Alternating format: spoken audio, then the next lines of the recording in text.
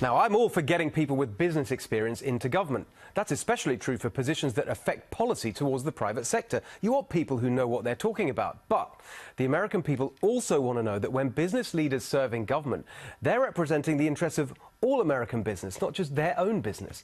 That is a big part of the Drain the Swamp agenda. So, with the help of the brilliant Government Accountability Institute, we took a close look at our current Commerce Secretary and his current business interests. What we found will shock you. Wilbur Ross is tonight's Swamp Watch.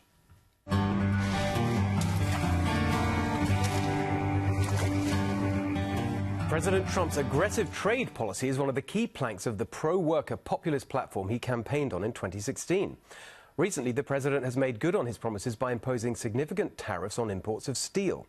At the forefront of the Trump administration's trade efforts is Commerce Secretary Wilbur Ross, who, it turns out, is no stranger to the steel industry. Ross earned a large portion of his wealth with incredibly timely investments in struggling steel companies in the early 2000s.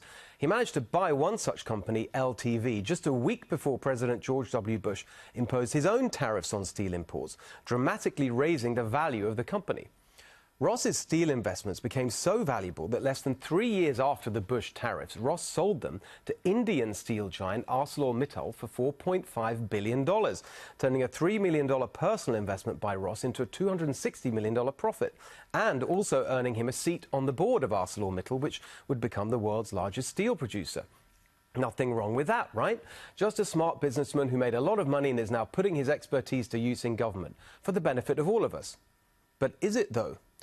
President Trump's steel tariffs included a number of exemptions, which mean big business for companies that bring steel from those countries to the United States. Nautical Bulk Holdings, a shipping corporation based in Bermuda, is one of them. When it was started in 2013, investors spent $100 million on 8 64,000-ton Ultramax ships from China. They began shipping products in 2015, and since May 2016, 458 out of their 735 shipments to the United States, that's 62%, have included steel from South Korea, one of the countries with a temporary exemption from steel tariffs. The fate of that exemption is now in the hands of our Commerce Secretary Wilbur Ross, who's negotiating these tariffs. Guess who co-founded the shipping firm bringing steel here from South Korea, Nautical Bulk Holdings, and who remains an owner? It's kind of unbelievable, even for regular viewers of Swamp Watch, but the answer is Wilbur Ross. He's negotiating over South Korean steel imports while making money from importing South Korean steel. But not only is Ross still an owner of Nautical Bulk Holdings, his chief of staff at the Commerce Department, Wendy Teramoto, is listed as a director of Nautical Bulk Shipping, a business associated with Nautical Bulk Holdings, even though she claims to have resigned from the company in July 2017. And Nautical Bulk is not the only shipping company Wilbur Ross is invested in with massive conflicts of interest.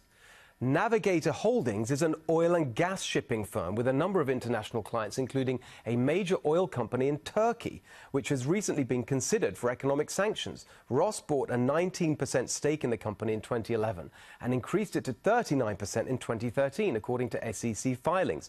He also served as a company director between 2012 and 2014. In November 2017, 8 months after joining the Trump administration, Ross announced that he would divest from Navigator Holdings. But as of today, there is no evidence he's kept that promise. And that's not even the end of it. Ross's private equity firm, W.L. Ross & Company, also co-founded and partially owns another shipping company, the Transportation Recovery Fund. That one specializes in the importing of auto parts. Do you think that might affect Wilbur Ross's handling of President Trump's proposed tariffs on auto imports? But wait, there's more. According to SEC filings, in 2014, Ross's firm owned 32% of another company called Diamond Shipping, one of the world's largest owners and operators of medium-range product tankers. Ross even served as chairman of the company until joining the Commerce Department. Like Navigator Holdings, Ross promised to divest from Diamond Shipping in November 2017. But again, there's no evidence he actually did. So let's take a look at some of Diamond Shipping's, in other words, Wilbur Ross's clients. It's quite the motley crew. There's Lukoil and Novatek, two of the largest energy companies in Russia. There's Gazprom, the notorious Russian state-owned industrial giant and the world's largest producer of natural gas. Another client is PetroChina, the Chinese state-owned oil and gas company.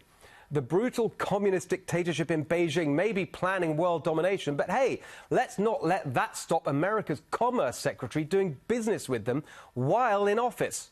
Wow, talk about globalism.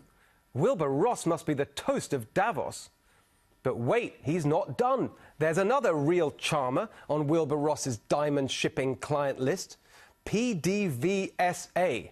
What's that, you ask? Oh, just the state-owned oil company of Venezuela. Look, Ross is not the first business person in government with blatant conflicts of interest.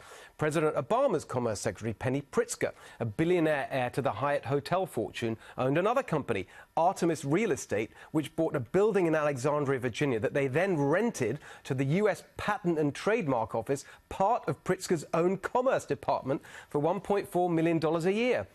Her department even awarded a $10 million grant to a clean energy company co-chaired by her own cousin, Nick Pritzker. But this stuff from Wilbur Ross is in a different league of swampiness. Did Wilbur Ross tell President Trump about these conflicts?